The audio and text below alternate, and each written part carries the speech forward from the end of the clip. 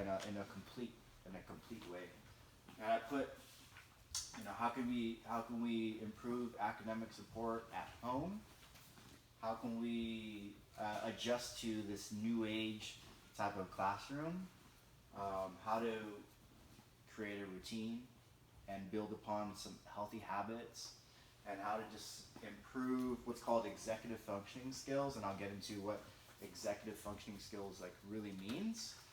And if we focus, so my three main focus areas, and how can we improve? So my three main focus areas for today are how can we, well first, what's going on in the classroom and some trends. And then the focus areas are how can we improve or establish a support plan? How can we analyze our routines and habits?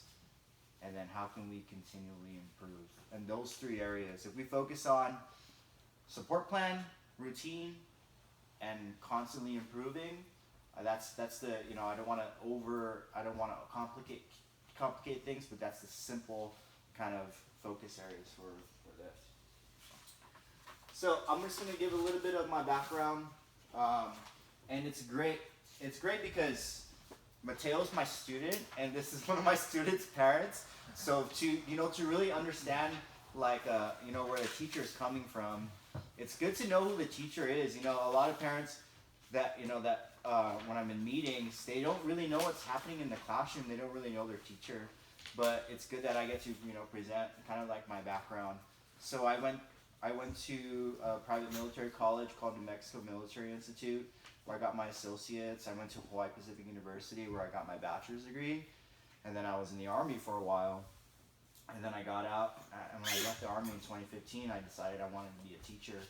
And my mom is a retired teacher. And Coach, I'll give you slides so you can follow along. Thanks. But my mom is a retired teacher, and it's just something that runs in my family. My older brother is a rugby coach, and then my oldest brother on Guam he's a jiu-jitsu black belt himself. So he helps teach the kid classes on Guam. And so teaching is kind of in our blood. And when I was in the Army, I was a young officer. And as an officer in the Army, you always have people that you're in charge of. And most of the people that are in charge were young adults, 18, 19, 20 years old. And these young adults, you think someone goes to military basic training, individual training, and then they're in the military. It's like, oh man, they're ready to go. But it doesn't mean that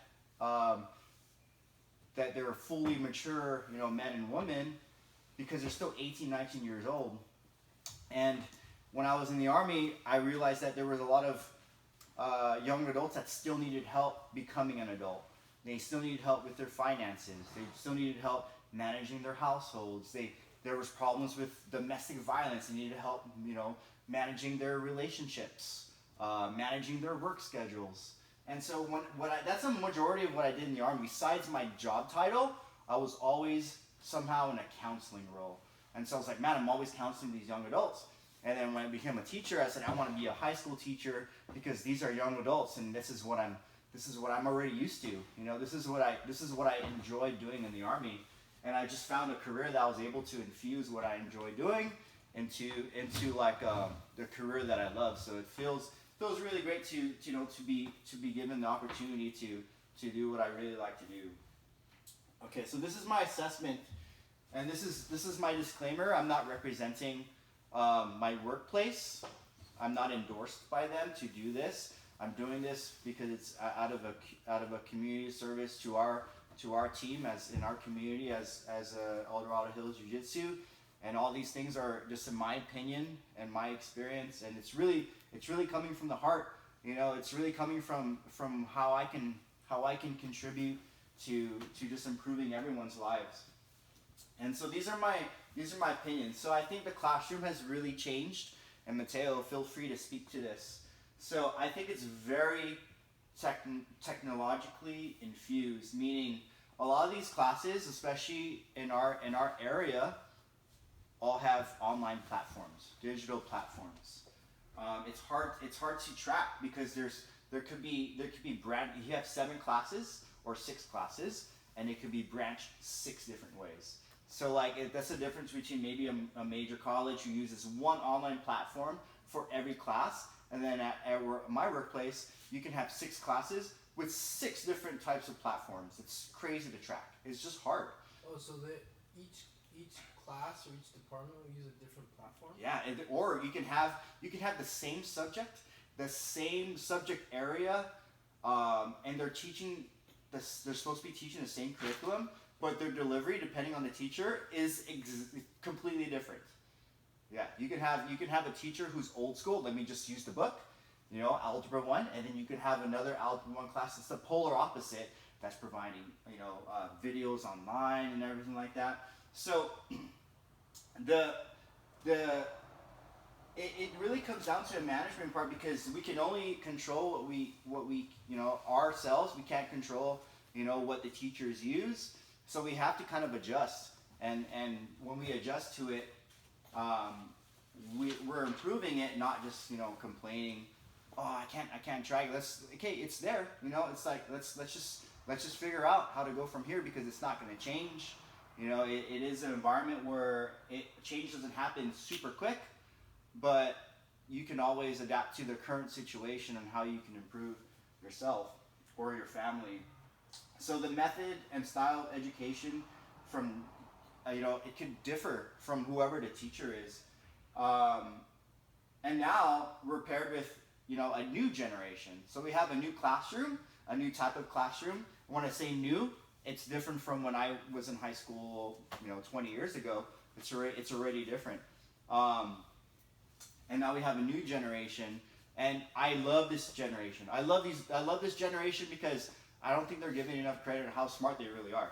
They really are smart, because they have the access to information that we didn't have as kids, and depending on if they use it wisely, oh my gosh, it's incredible what they can. It's like learning jiu-jitsu solely just in class and learning it just from your friends, versus now we have like flow grappling, and they have all these documentaries, and they have all these online different platforms, and they have these resources, and it can be like, oh my gosh, it's a cluster of information, or it can be used wisely. Hey, let me really focus on a program and follow through. So like the ease of information could be a good thing, or it could be a bad thing. But in this generation, this is my opinion, but they're very stimulated all the time. Phones, computers, TV, instant information. It's the need for instant information, and it's not just the young kids. It's also adults. I go to a park with my 4-year-old, and you see all the parents on the phone. So it's not just kids. It's just human, because we want information, and when we get information, we're getting little shots of dopamine, and it feels good. It's so easy to become distracted, and that's just it. When I say new generation, it's everyone. It's a new society. An executive. So this is the thing. Because there's a lot that you need to track now in school, there's something called executive functioning skills, which help you to self-manage. And students, high school students, are being forced. I want to say forced. They are in a place where their executive functioning skills have to be developed very early. Like, in order to track everything that's going on, like Mateo, to be able to track everything that's going on in your class, executive functioning skills or self-management needs to be like at the top of the. We're expecting a lot of these kids, but I'll talk more about executive functioning skills and why that can be a problem for this generation. So here's a situation where it differs. So changes of delivery, and I put, it's not the same when I was in high school. It's not before. It might look like something where a teacher is teaching a classroom lecture, and then you have your textbook, and the teacher might, hey, read chapter 6, and then answer the section questions at the end of chapter 6, write it on a paper, and turn it in at the next class period. Now it's like, okay, here, and Mateo can speak to this. So there's a teacher teaching the class, and then here's a like note-taking packet, kind of like packet's like my pet peeve word, but I have to use it because it's, here's a packet. Here's a lecture, here's a packet, Here is some assignments that you have to complete online, with little reference or no reference to the actual textbook. At the beginning of the year, they might give them a math textbook, right? A math textbook, but you can't reference the actual lesson to something specific in the textbook sometimes. Or science. Mateo, did you take a science book this year? A science book home? Do you have the set at home? I think so. Okay. How often are you actually using the textbook versus here's a packet, complete the packet, or the worksheet? The packet more. Very often, right? Yeah. Very, very often. And then the teacher might say, okay, this assignment you have to turn in the beginning of the class, next class period. And this assignment you have to turn in online. And this assignment you have to submit not just online, but through a specialized program. Maybe like they use something called turnitin.com, which is like it controls plagiarism. So they'll turn in their assignment on turnitin.com into this database, and turnitin.com has because they have a big database, they can easily search if it's plagiarized or something like that. So man, it's a headache. It can really be a headache. And in my last bullet, it says the requirements for students to be great at functioning executively is more dire than ever, because there's just so many different avenues. But I put that it's a team effort. So it's just not Mateo's responsibility. It's me as a teacher, and this is the special place that I'm given as a teacher, because I don't teach any one particular subject. Self-management is what I try to teach. Is what I focus on teaching. I'm not a math teacher. I'm not an English teacher. I'm not a science teacher. I'm not a health teacher. But I know a little bit of everything, so I know how to try to help pull them through. As a special ed teacher in my area, I'm like a mild to moderate disabilities. So most of my students are like Mateo, where they are earning regular diplomas. They're in the gen ed classroom. They're with the same peer group, those earning regular diplomas, but one class out of their schedule, they come to me for support. And it's like a glorified tutoring, or I call myself a life coach. So executive functioning. And this is what I picked up from the, so online references. So executive functioning helps you manage time, right? It helps you, let me see, let's go here, Mateo. I want you to really know what the teacher in me. Paying attention. It helps you switch focus or maintain a focus. It helps you plan and organize, remember details, and avoid saying or doing the wrong thing, or do things based on your experience, and multitask. So that's what executive functioning is, self-management. The problem is, when you look up development of the brain and executive functioning, it actually doesn't mature until around age 25. You ever hear that saying, you don't really become an adult until around age 24, age 25? The adult brain is this, being able to manage, right? That's the adult brain. Can you pay your bills on time? Can you take care of these responsibilities? Can you cook a meal? Can you manage your family? That's the executive functioning, being an adult. But the adult brain doesn't fully develop until age 25.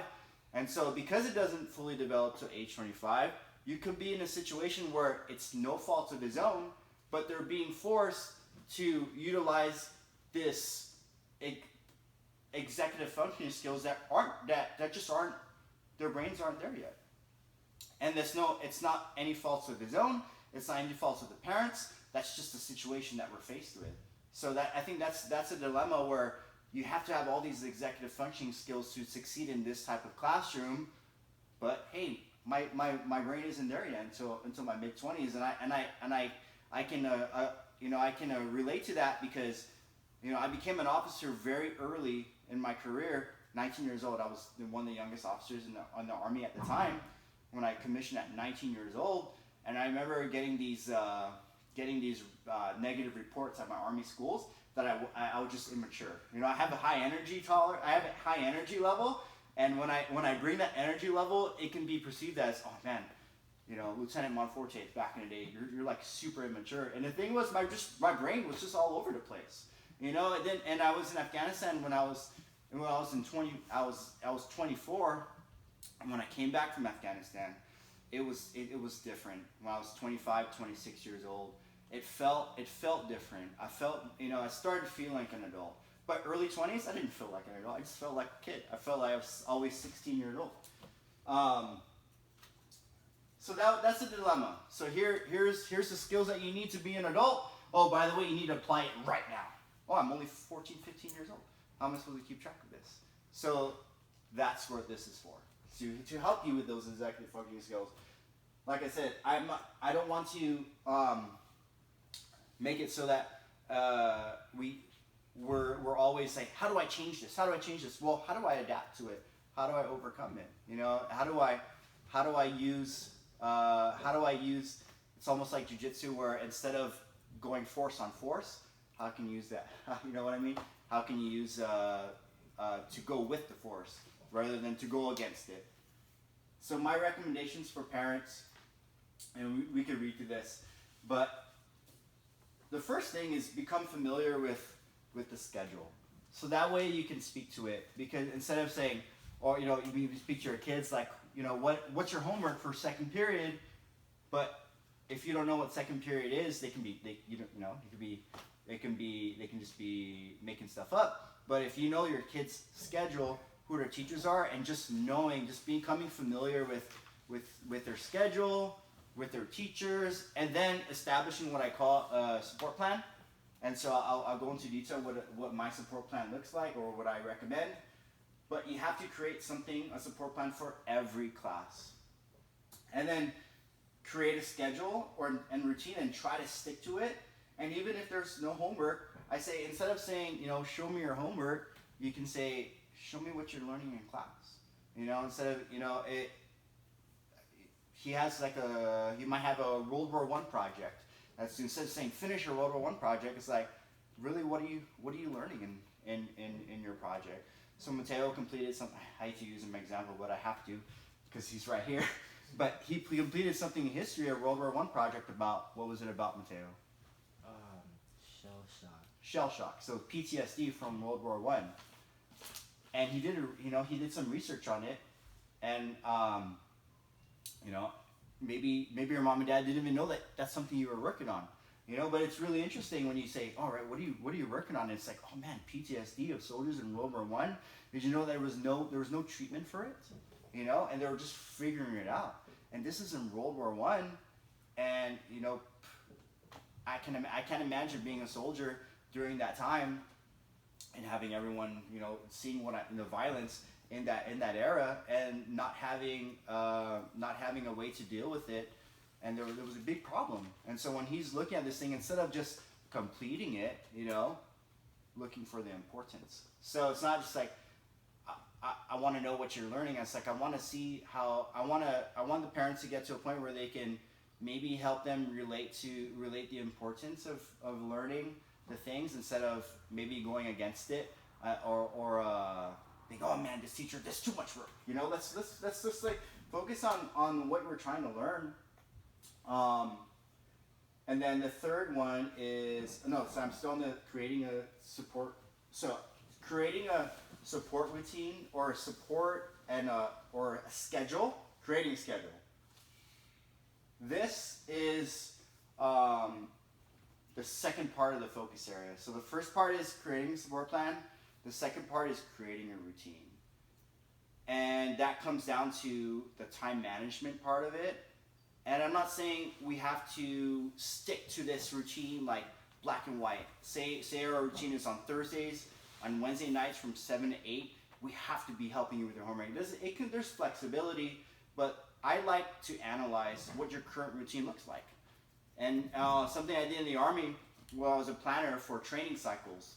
And we would plan 2 years out, the training cycle. Boom, boom, boom. And we would have to find these particular, what's called white space, because there was so many requirements to train to be deployable. But because there were so many requirements, we really had to analyze, how do we fit this in? How do we fit this in? How do we get 5,000 guys trained in 6 months and complete this long list of things? So we had to do a lot of calendar analysis. And then focusing on learning versus just focusing on the grade outcome. I tell I tell students, I was like, your health and your performance in school isn't just about earning A's and B's. I was like, it's about are you healthy emotionally? Are you healthy socially? Are you in class and you're there in the present, or is something bothering you? You know, I'm not so worried about, I guess, because the way my position is set up. But if they get maybe a D and they barely pass the class, I just try to focus on, okay, how can we get better? I don't want to sulk on, oh, you earned 3, 4 D's and your parents are really mad at you. Okay, it's said and done. How can we improve from this point? It's not so much about earning the A's and B's, and especially at where I work, it's like the kids are in competition to see who can get the highest GPA over 4.0 so they can go to the most prestigious university. And you see people at where I work all the time, like wearing these like fancy colleges, and they're trying to go, it's almost like keeping up with the Joneses, trying to earn those grades, and because just for the performance in itself, and we're losing track of wanting or focusing on just learning itself.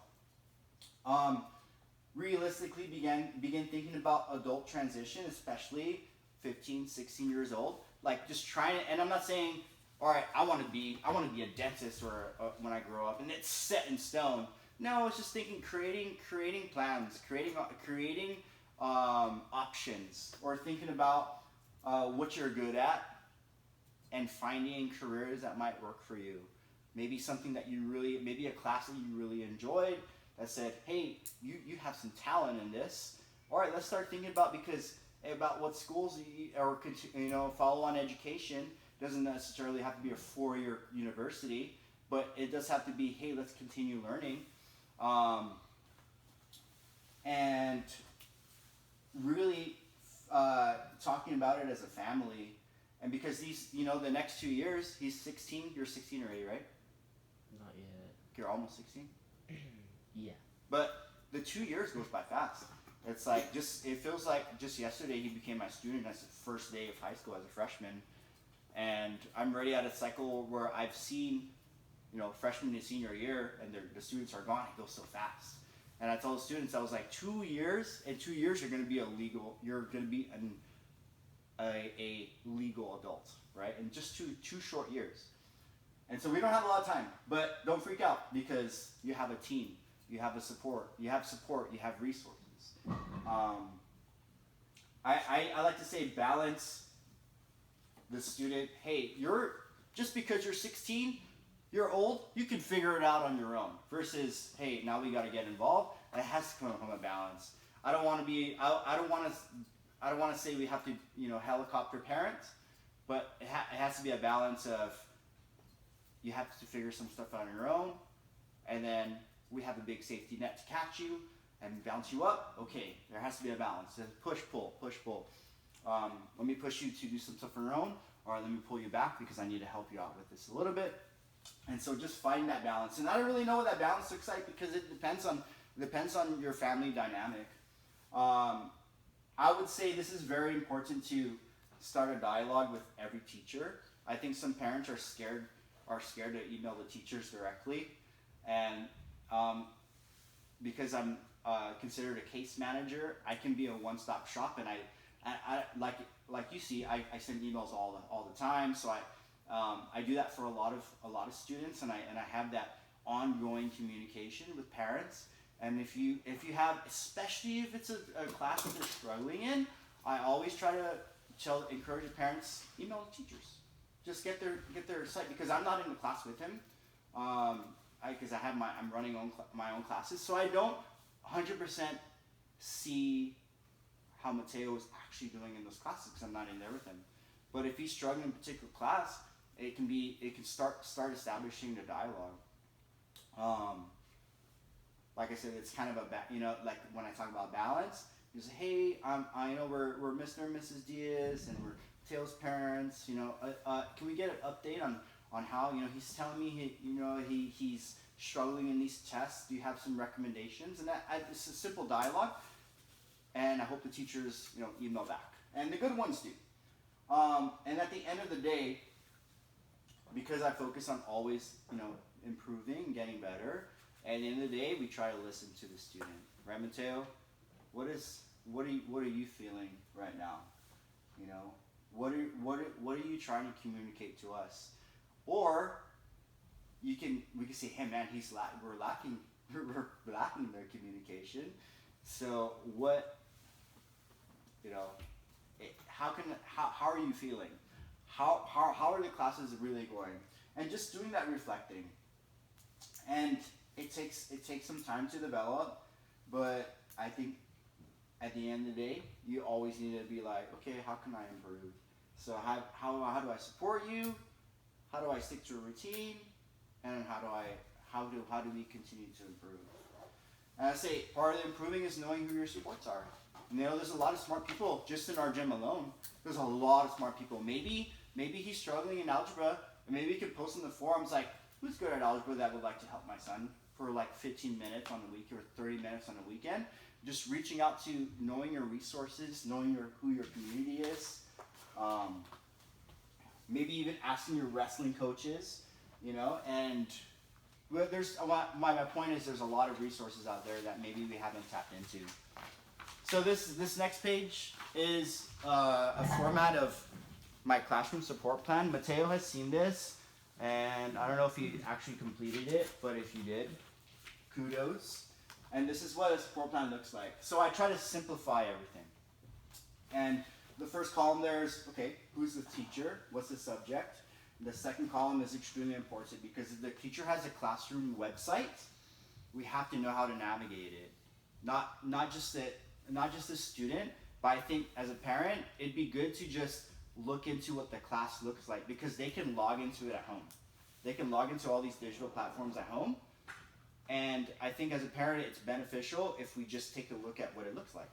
You know, it's like, it's you know, we watch our students at jiu-jitsu practice and we know what that looks like, but we don't really, sometimes, I'm not saying all parents, but some don't even know what Google Classroom is or what Schoology is. They don't know what it looks like.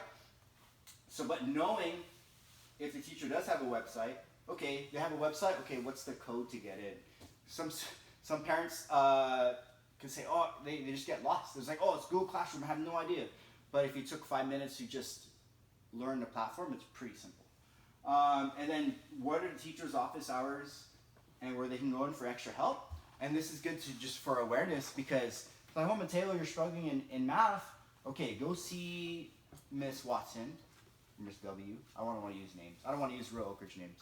But go see Miss W on Tuesdays and Thursdays at lunch. I was like, did you know that she's available at Tuesdays and Thursdays at lunch for extra help? No. All right, she is. You know how I know? Because we filled out the support plan in the beginning of the semester or during the year, and we know exactly where to help direct you. And you can text him at lunch Thursday. Hey, Mateo, are you at Miss Watson's class? You know? And I do it to him. I try to walk. Sometimes I walk into the classroom and break to turn in his assignment just to make sure he does it. Where are the agendas posted? Where's the homework posted? That can be something as simple as, hey man, the calendars and the agendas are all online.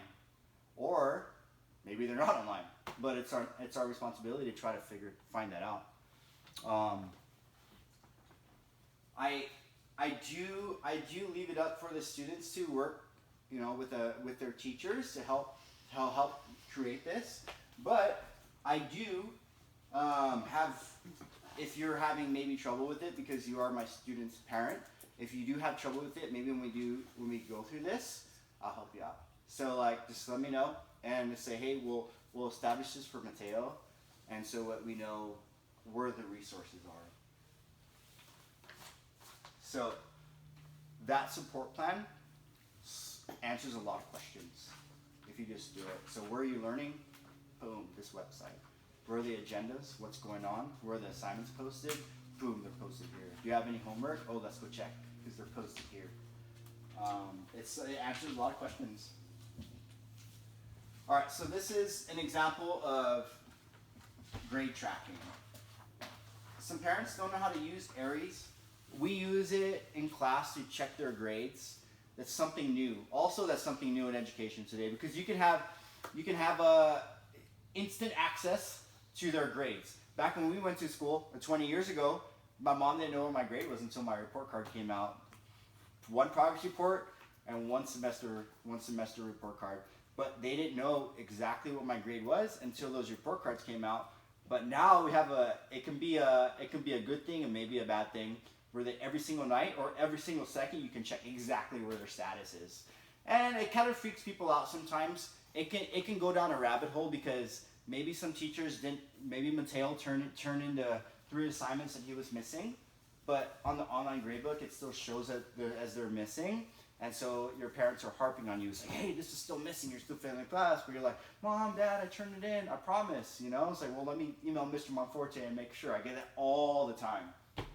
But when you actually open up Aries, sometimes it's right there. I put this as an example because it say, okay, this person is missing these 3 assignments. Okay, this assignment is missing, this assignment is missing, this assignment is missing.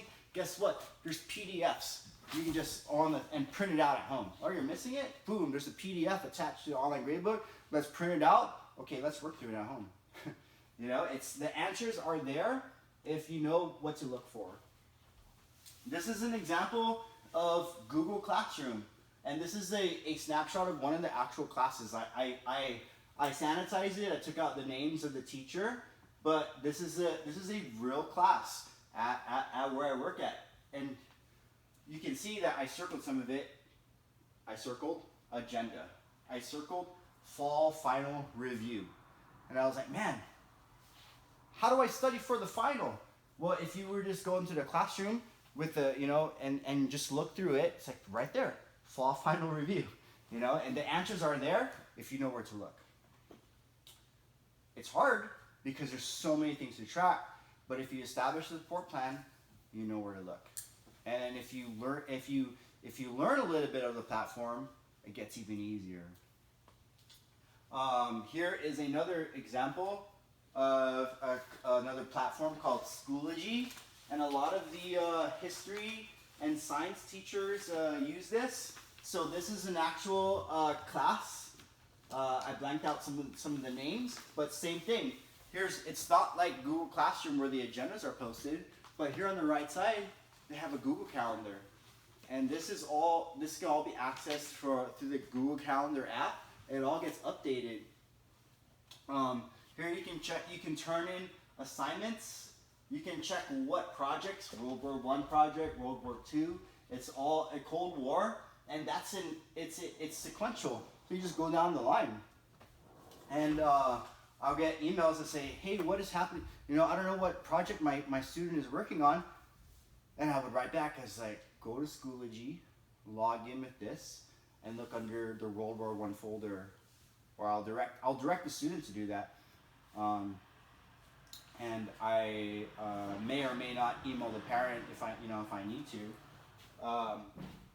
But this is just an example. So, creating a routine. I think instead of creating a routine, it's more important to analyze the routine that you guys think you have as a family. So maybe the routine, this is an activity we'll do with me, Mateo. You can do it with your dad after this. But this is an activity that I created. So in this routine, it's broken down Monday to Sunday on the top, and then on the right side is like some time. So 5 a.m. starts at 5 a.m. and it ends at midnight. And in this routine, if you look at each day, it says M for mom, or I just put woman first, and then D for dad, and then depending on how many children you can have a column for every child. So I have up to 4, a routine for up to 4 children, and then it doesn't have to be overcomplicated. We can just color code things. So here's my color code for this type of routine. So it doesn't take too long. It's something you can hang up in your house or something. Green. Green represents production time. It's money, right? Green represents work time, school time, production, anything that's like, or obligations. Blue represents the fun stuff, the activities, sports, extracurricular, hobbies, wrestling, jiujitsu, soccer, gymnastics, whatever. You know, it represents the personal things, the personal commitments, the fun stuff. And then red represents where do we block out family time? You know, when are we meeting as a family? When are we supporting each other? And if we don't have it locked into our current schedule, maybe we can. You know, I asked the students, I've asked the students a couple times in some classes, as a show of hands, who has a hard time with finding time, you know, parents like, you know, helping them with their homework, or their parents are always working, and majority of the time, it's like 90% of the kids are like, yeah, my parents are always working, and they don't have time to help me. It's like, well, maybe that's an analysis that you can work with the parents. So I'm not saying, oh, you and your parents are all over the place, but maybe we just need to do some analysis on what our current schedule looks like so we can find the time. And we'll do that as an activity. Okay, so the last part, I'm going to teach you using a planner.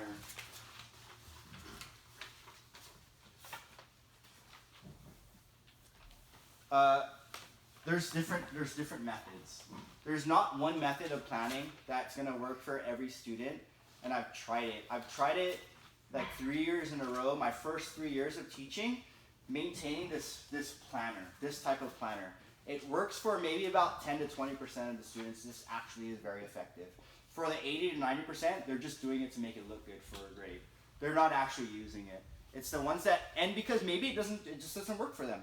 You know, and this planner, this is the old school way. This is like my way of doing it. So this is the planner that's provided to the students, and here I have them broken down by class. You know, so maybe on Tuesdays and Thursdays you have 2, 4, 6 periods. It's a block schedule, and Wednesdays and Fridays you have your odd periods, and then you go through each class and you start making a checklist of tasks. Here's some of the pros and cons. Like I said, it's not, some of these options are not for everyone. So here's the pros. If you write things down, you tend to remember it. I think that's just science somewhere. It's easier to create study plans or backwards plan. So you know what backwards planning is? So you have a test on Friday, and so you start with, okay, I have a test on Friday. Okay, because I know I have a test on Friday, maybe I want to do my review on Thursday for the test. And then on Wednesday night, I want to do my majority of studying on Wednesday. So I started from the end state, which is the test on Friday, to on Thursday night, I want to do a review. And on Wednesday night, I want to really work on my study guide. So Wednesday, I'm going to work on my study guide where I get to write it out. On Thursday, I'm going to read through my study guide a bunch of times. And then on Friday, I'm going to take the test. It's a lot easier said than done, but that's what backwards planning is. And weekly overviews help see the big pictures, but here are some of the cons.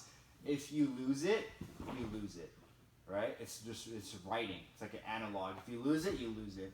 And parents have to check it manually. And then here's the biggest part, students forget. They forget to update it. It works if it works. If it doesn't work, then we need to find a different way. So here's the second option for planning, going digital. I went digital this year for my calendar. And the thing is, I have a lot of students that share the same classes, and all the information is the same. And because I have students that share the same classes, I'm getting the same information. I said, how can I utilize technology to be more efficient? And so if I get one student that says, we have our World War I test on the 13th of February, that applies to all the students in the same class. And if I get a good update from someone, one of the students that maybe is a little bit more responsible, I can put that into my online calendar, and now everyone can track it in their online calendar. What I like about this is that because it does include technology, is I can access this from my phone. So we have to start, if we're going to use the phones, we have to start using it as a Swiss Army knife, as a tool, not a crutch. Because this is realistic, right? Adults use their phones all the time. I was like, we can start teaching our students how to use it efficiently. And what I like about this is that if you have access to my calendar, whatever I input, you automatically see it, right? So I have here, English, this class, weekly vocab quiz. And I have next week, you know, I can go next week on, and you can start analyzing and doing that planning digitally. I invited all my students on this calendar. So if they were to set it up correctly, they can access it through their phones. And I do that as a service in my class. But even if your children don't have like my class, you can still set up an online calendar for them.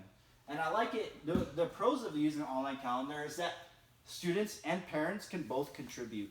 If you get into a good routine, you know, the parents can be seeing the same calendar, so everyone can be on the same page, multiple viewers at one time. It blends technology with realism. So we're trying to be realistic to what you're going to be using or probably using in the future, but it blends the two. You can access it from your phone. If we're going to use our phone all the time, you know, you always have it. Okay, you always have a calendar. You always have a planner. Have you ever lost your phone in the last 2 years, Mateo? You ever lost it? Yeah. Okay. If you lose your phone, you can still access it from the computer. So if you lose a planner, you lost it. But if you lose your phone, it's still there. It's an internet world. It's in the cloud. The cons, it's not for the tech savvy. So Drew, are you tech savvy? It's not for the tech savvy. You know, I'm not picking on you. But I'm just, you know, you're my only other parent. I'm the only one. Yeah, you're the only one here, right? But it's not for the tech savvy. So, you know, it's not, but it can be learned. It's not for the tech savvy, but it can be learned. You know, it's an app, it's a new process, it can be learned. But another con, it can become clustered. Because it is digital, it's in this tiny phone, there's a lot of information. Next thing you know, there's too much information, it becomes a cluster. Or it looks like, oh, there's too many colors. There's too much information. So here's option 3. And at the very least, I tell students, I was like, take pictures of the whiteboard, you know, and I like this because it doesn't take a lot of time. You go into class, you already have your phone on you, right, Mateo? Mateo, all it takes is you walk into the classroom, click, click, click, click. Put it back in my pocket. I know exactly what's going on. I can show my parents. I can show my teacher. When I go back to Mr. Monforte's class, I have a picture of the whiteboard. Instead of me saying, what's going on in class? She's saying, I don't know. Okay, show me the pictures on it. I'll help you. I'll help you, you know? But I need the evidence to help you. So here's the pros. It's quick. It doesn't take too much class time. Like I said, you go in there, click, click, click, click. Okay, analyze it later. And it's evidence. So to say, oh, they didn't update anything. Show me the evidence. Show me the picture, right? I like having that evidence, and I try to hold them to the standard, and it can be used as a quick reference if you ever do forget. And like I said, you don't really lose it unless you lose your phone. The cons is you still have to create a plan that includes dates. So even though if I take pictures of the board, I still have to create plans that, you know, on a calendar or something like that. Those are my 3 methods. And so I think if you pick one that works well for you, you have to stick to it. Whether you're going to use my digital calendar and access it through that way, or if you're going to start writing things down, or if you're going to take pictures of the whiteboard. I think those 3 are the most solid ones. I would say, you know, some students make a list of things to do, which is great as like maybe accessory and supporting your bigger picture, your bigger calendar. But if you learn how to access at least one of those effective planning tools for a high school student, writing it down in a planner, using a digital planner, or at the very least taking pictures of the board. What do you think would be easier for you? Taking pictures of the board and then analyzing it, right? Yeah. With maybe an adult that can help you out. Are you taking pictures of the board? Be honest. No. Do you think you can improve at taking pictures of the board? Yeah. You walk in class, boom, boom, boom, click, click. Mateo, what would you do for science today? I forgot. Well, let's go see what was on the whiteboard. You know, I'm not picking on you, Mateo. Okay. So, I have a couple of things for you guys to do. It's great that I have both Mateo and your dad here, and you can do this plan with your dad. Go through your schedule. I'm here, so I'm able to help out with that schedule. It's great that we can do it today. I'd love to do these in IP meetings, but we just don't have time. And then analyzing your current routine. How many kids do you have? Or that are In the house, just one. in the house? Yeah. Okay, My so daughter's it'll be pretty simple. Yeah. Because it'll just be you, your wife, and Mateo's kind of analysis. I'm not saying let's create a routine now. I'm just saying maybe we're analyzing one that we do have. So kind of like how I had this where I have colored pencils, and we'll just go through. And Drew, you can do it for your family too, and just to analyze your current plan. And then when you do that analysis, you can find windows that are open. So it's like, oh man, we don't have anything planned on Sundays after 6. I was like, that'll be our time to get together, you know, maybe eat dinner as a family or something like that, where it's scheduled, and I'm not forcing anything, but really analyzing your current routine. And then just doing a reflection. So, like I said, support plan, routine, and always improving. So we'll do a little bit of a quick reflection, and this is just you. This is just for your guys's, you know, for yourselves, for your family. It's not something that it's not something that, okay, I'm setting a goal. We need to achieve this. Really, it's just really just reflecting. And let's do like 10 minutes to work on, you know, maybe 10-15 minutes for you guys to work on those things, and then we'll come back, and then we'll just close that way. So, yeah. Mateo, this is what I want you to work on with your dad. Okay, you get to write